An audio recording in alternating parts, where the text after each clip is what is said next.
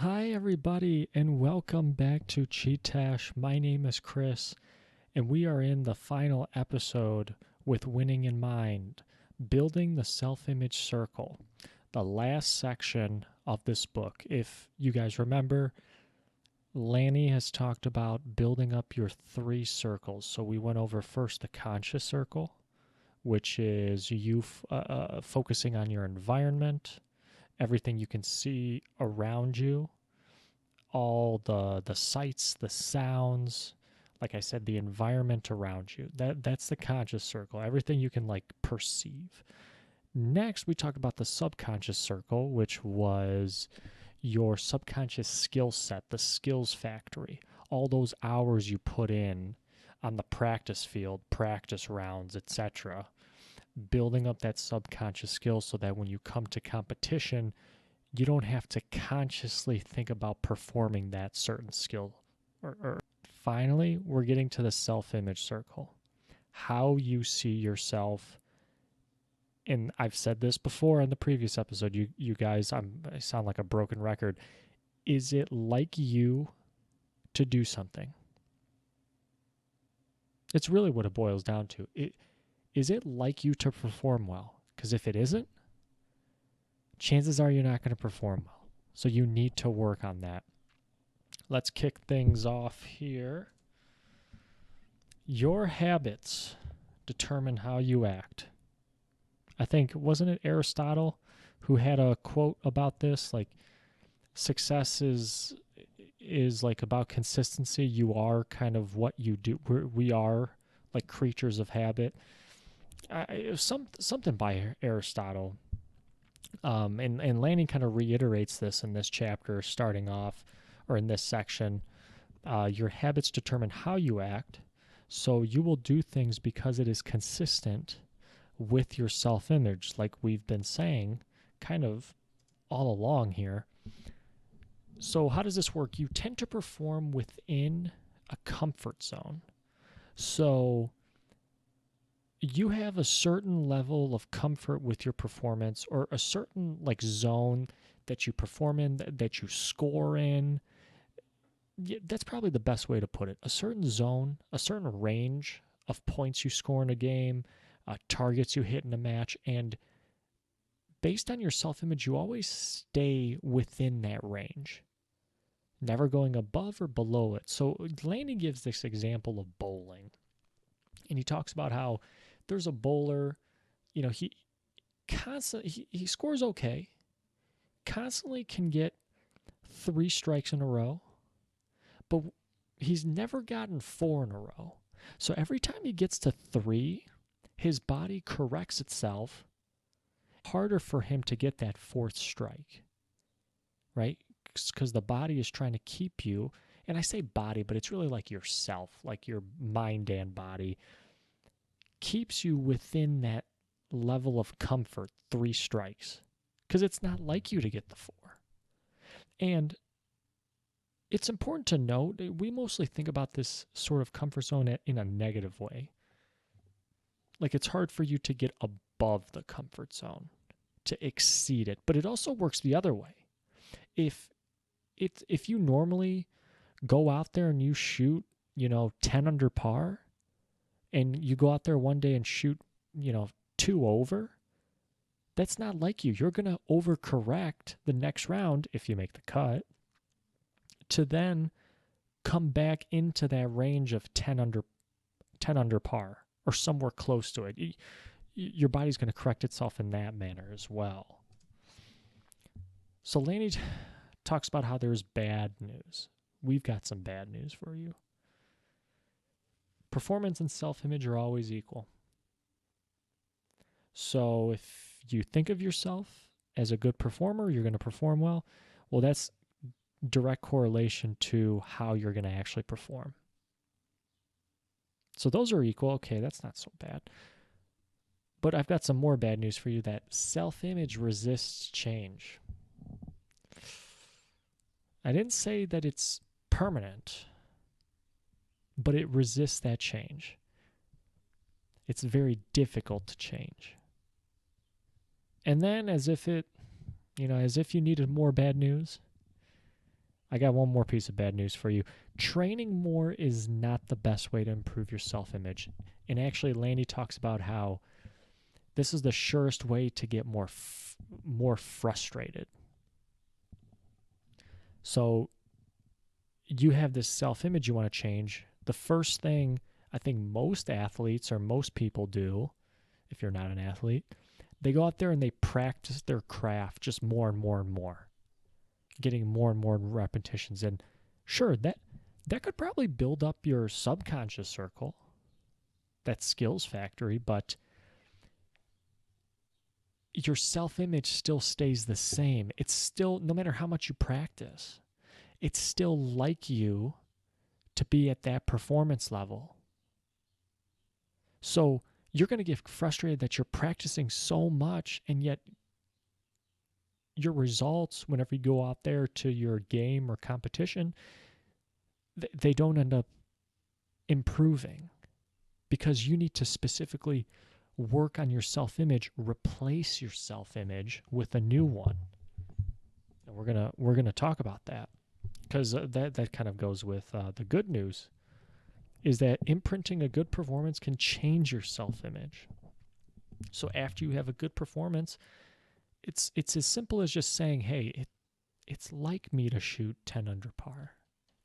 It's like me to make 3 sales in one day. It's like me to shoot a roll of 300 in bowling. It's like me to do that. And you reinforce it on yourself so it improves the chances of you having that same performance in the future. Lanny talks about the two things here, visualization and rehearsal.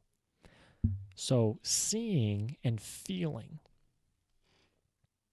All right, because I try to do this when I meditate, and I don't do this enough.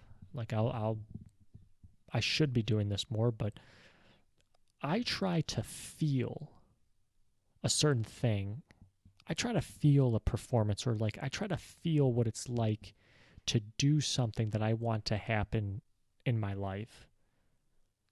So I tend to visualize and rehearse where I see myself as if I'm in a movie doing something. Okay, that's like the basic level, right? It's kind of like you're having an out-of-body experience. I think the next step would be to view yourself completing a task or having a good performance from a first-person view. So it's like real life. You see it through your own eyes. And then one step above that is first-person view, but you're feeling the performance. You're feeling like the hairs stick up on the back of your neck after like a great shot, or like the feeling of accomplishment. You're feeling your nerves, your muscles move, the wind in your face or the light hitting your eyes. You're taking it all in. Possibly that's your performance. I think that's the best way to do it, in my opinion. Have some quiet time and really feel it. Feel what it's like in whatever endeavor you're working at here. See it and then feel it. And then Lanny also mentions the best time to rehearse is right before or right after an action. So you do it right before to increase the chances that you are about to have a good shot, a good roll, a good sales meeting, etc. And then when it goes well, you reinforce it right after.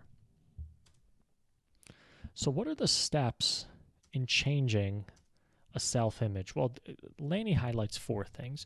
First off, you must be willing to change. Secondly, you got to identify specifically the habits or attitudes you need to change. Third, identify that new self-image, and it's going to be in direct conflict with the old one.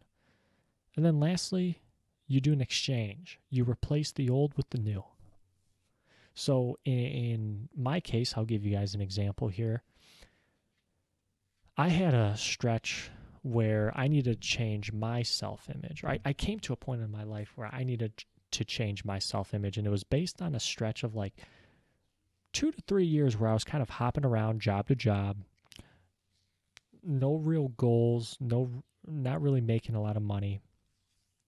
And that was the first thing I thought of is, okay, I got to change this. I don't like the direction I'm going in. Lo and behold, I find this job market, software engineering, developing, etc. And I say, hey, how can I get into there? Okay, there's a coding boot camp. Okay, they'll teach you this skill set that's in demand still. Launch your career. What do I need to do? I got to apply. So I applied, got in. Next thing you know, I'm asking myself, what do I need to do to succeed in this boot camp? I have to work really, really hard. So this is me identifying specific habits, attitudes. I got to work really hard. This is something super new to me. It's going to take me a while. I got to be diligent, focused. I probably am not going to be able to hang out or do jujitsu as much as I would like. So I gotta really focus on this. This is my future. This is my career. So the new self-image is me gaining the confidence in this skill set through all the practicing, through all the talking with my coworkers, or excuse me, my teammate, my classmates. Gosh, picking their brains, asking them questions, asking them for help. I'm building up this self-image to become confident in this skill set. And then I graduate, I finish. Next thing you know, I'm applying to jobs, get a job offer, I accept the job offer. Next thing you know, I'm in this job for weeks, months. Next thing you know, a year's gone by, and now that old self-image of me doubting my skill set, because I tried coding, guys, when I was in college, and I didn't think I was that good at it. I didn't think I'd ever be good at it.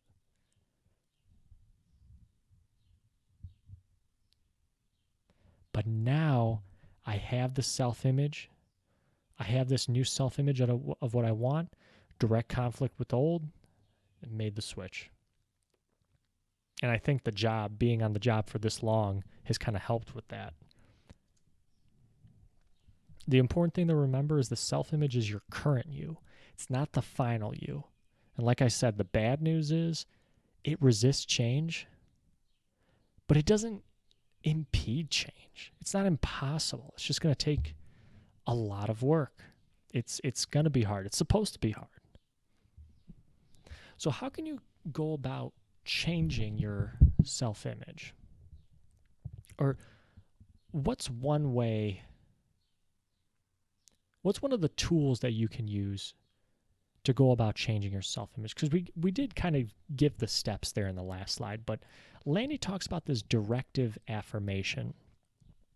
All right, and what is a direct affirmation? This is basically a paragraph written in the first person, present tense, describing your goal, the plan, the pay value from reaching the goal, and the habits and attitudes affecting the goal.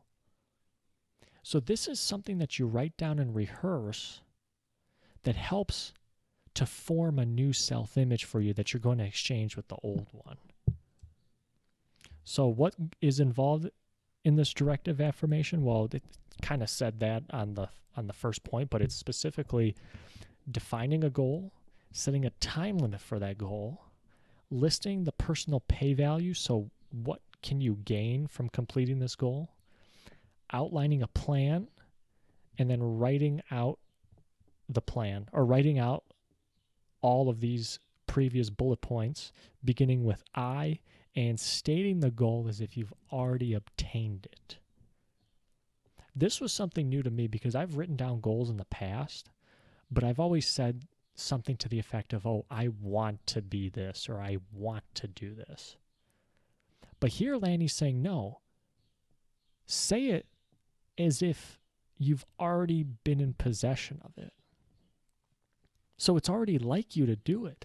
And I think this is an important, little distinction here. It's already like you. You're already doing this. It's not something that you want because it's already you. And I like that little shift in the wording there, or shifting in how you mentally approach this. So there's only going to be two possible outcomes from writing down your directive affirmation. Either you will become the person you want to be, so either you're going to reach that goal, or you're going to stop reading the affirmation. It's really that simple. One of those two things. Either you reach it or you don't, basically. You get bored with it, you stop reading it, or you reach it.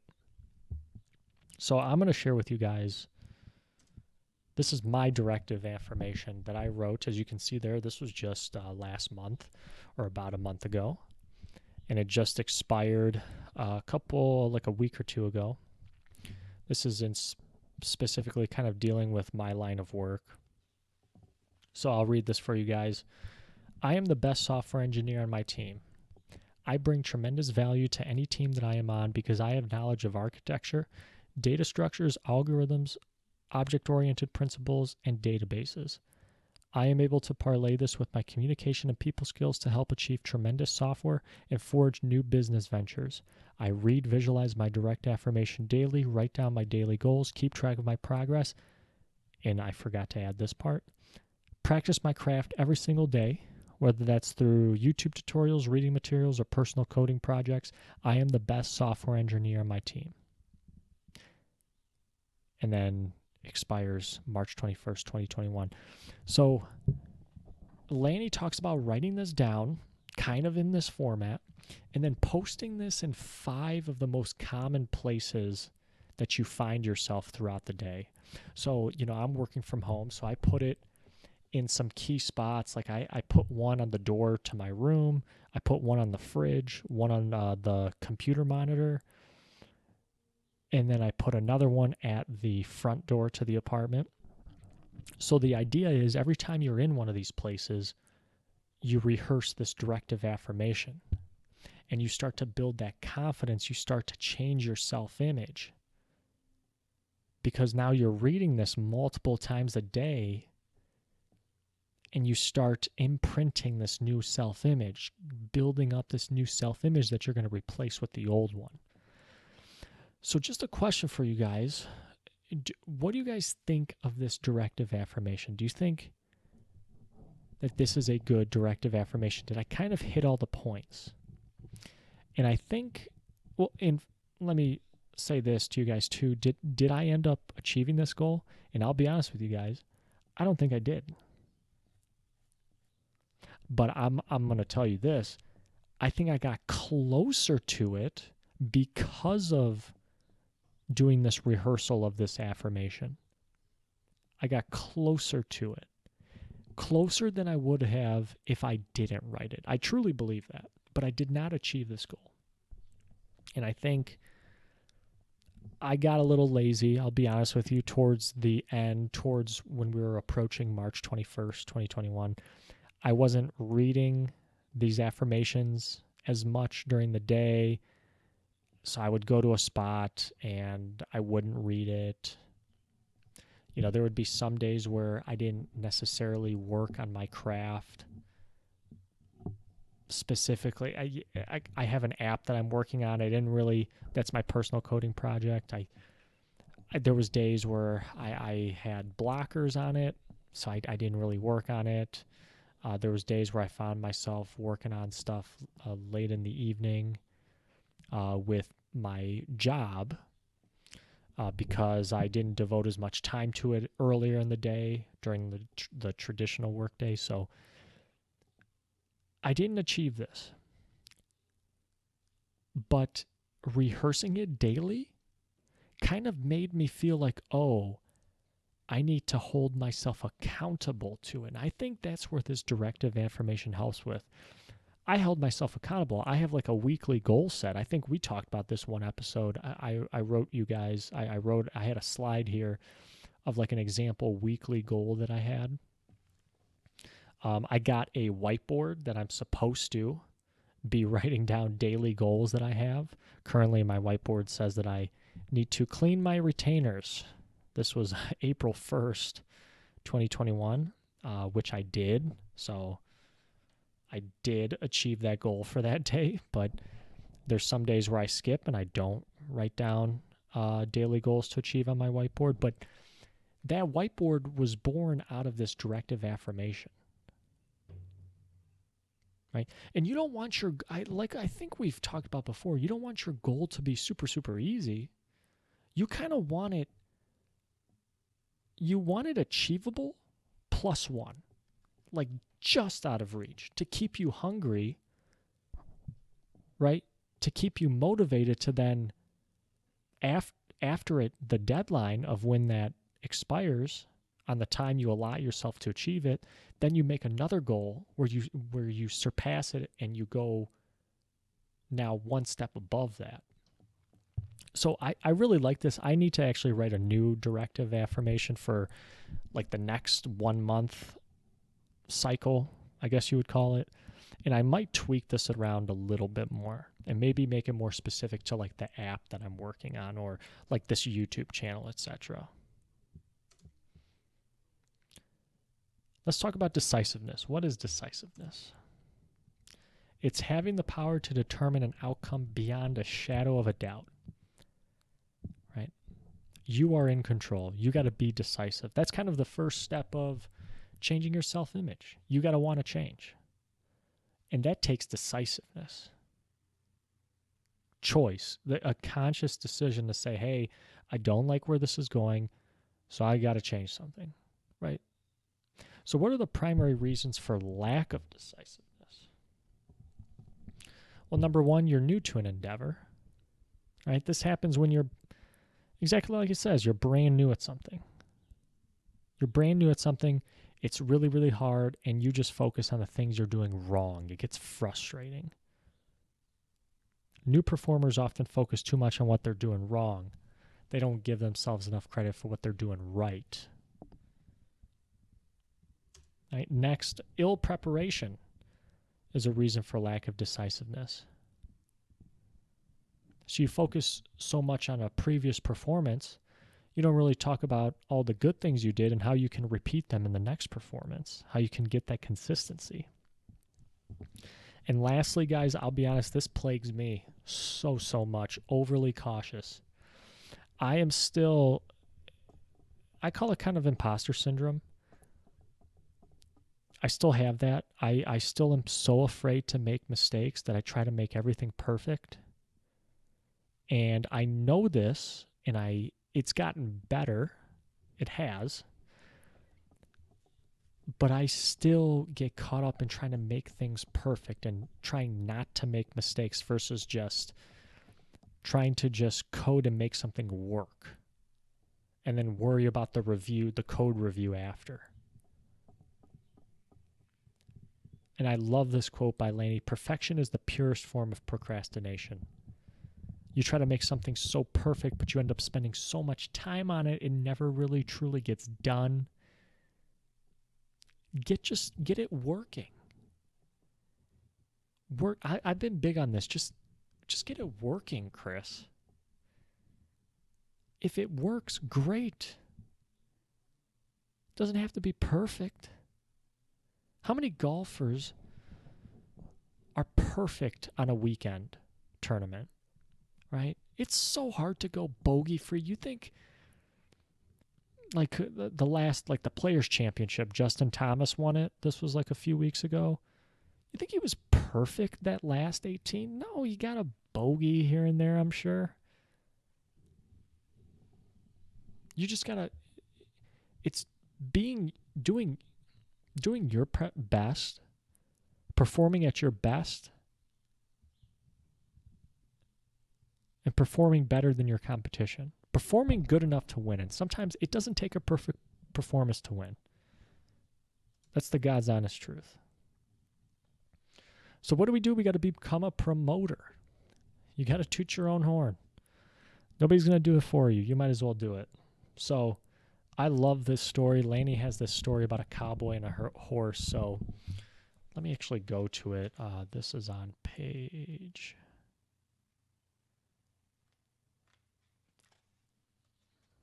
I'm sorry, guys. This is on page 165. So the story goes, there's this cowboy, and he's continuously bragging about his horse and how it's of a great quality, best looking, best trained horse in the state. And he's in a bar and he's talking about this. And the bartender says, "Oh, I want to buy that horse." And the cowboy says, "He's not really for sale. Sorry to say." But one day the bartender just names a price that's so outrageous that the guy has to take the deal. So he makes the sale.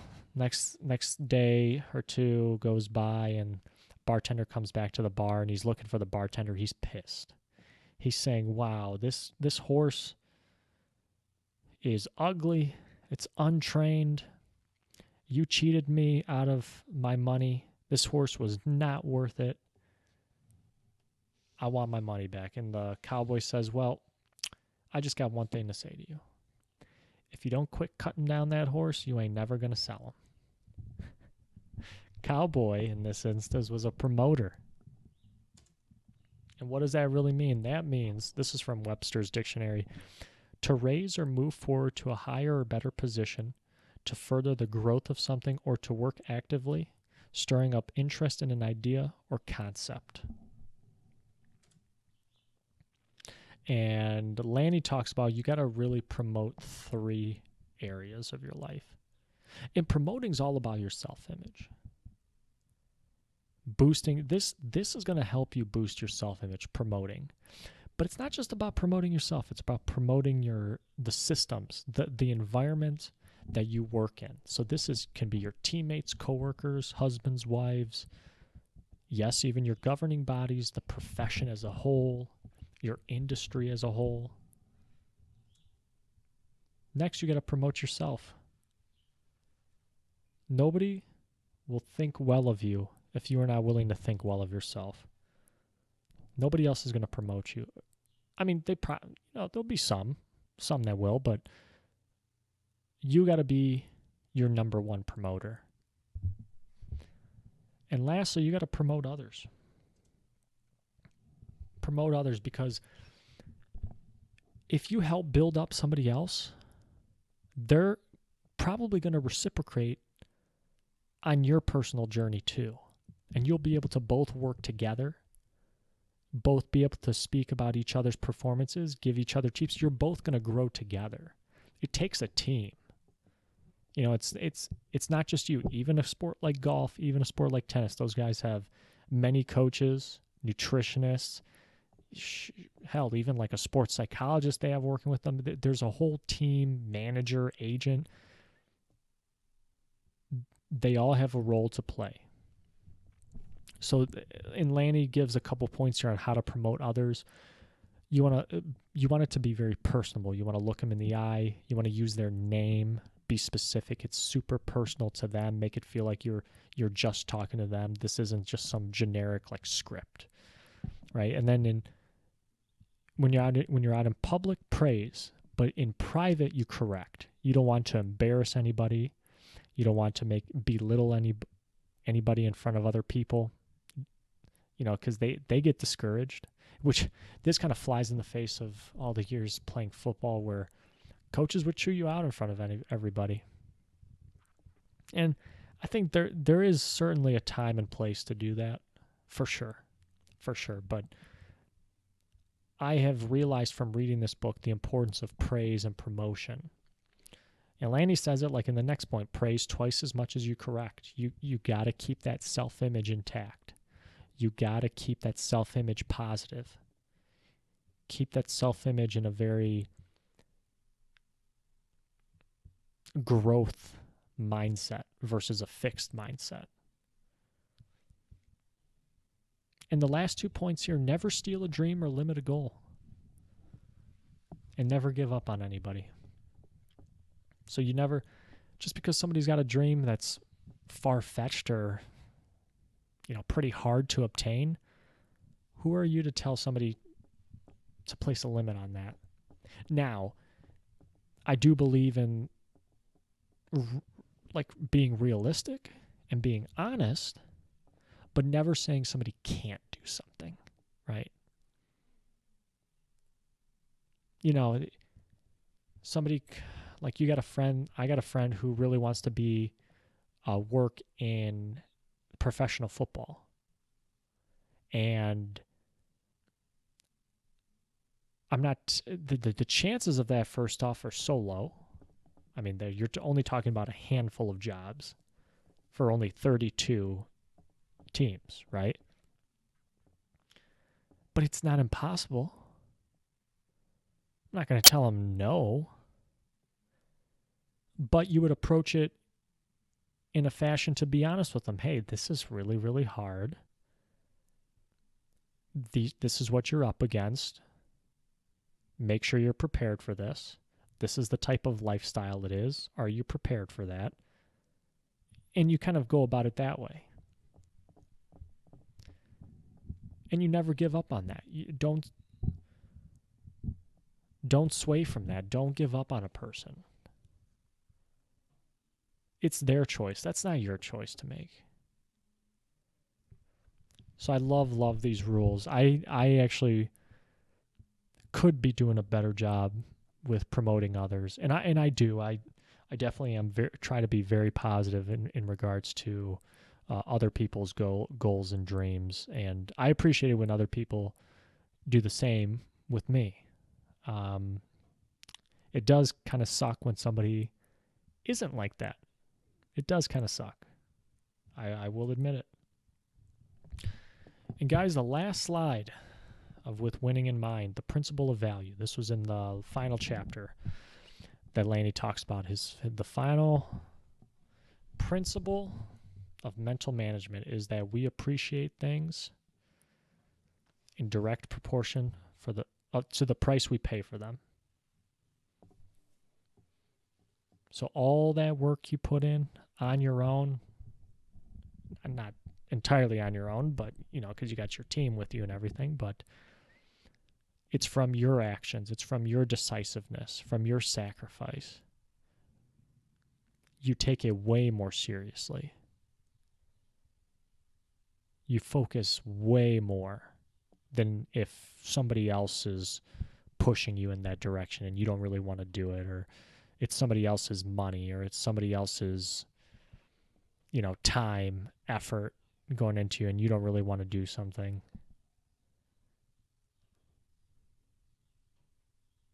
Nope, you pay a price.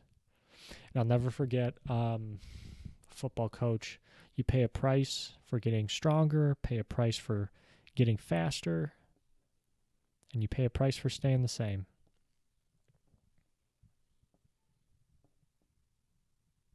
Guys, thank you so much for listening. If you listen to the end, this concludes With Winning in Mind. If you have any questions, maybe I might make another video on goal setting and how I'm structuring out goals, or my routine for goals for the week or daily directive, affirmation, etc. I might do a video on that, but this has been a good book. This is my second time reading it. The points stuck more reading it the second time. Thought that was really interesting, and I first read this book at the beginning of 2020, and then to read it again at the beginning of 2021, and I definitely, some of the ideas have been reinforced, and I'm glad that I started to put these ideas in practice. Thank you guys so much. Let me know what you think of the video, or if you have any questions, comments. And please like and subscribe. I'm really happy our subscribers are going up. Thank you so much to those that have subscribed. And we'll be back next week with the bell curve. Thank you so much. My name is Chris. This has been Chee-Tash. Take care.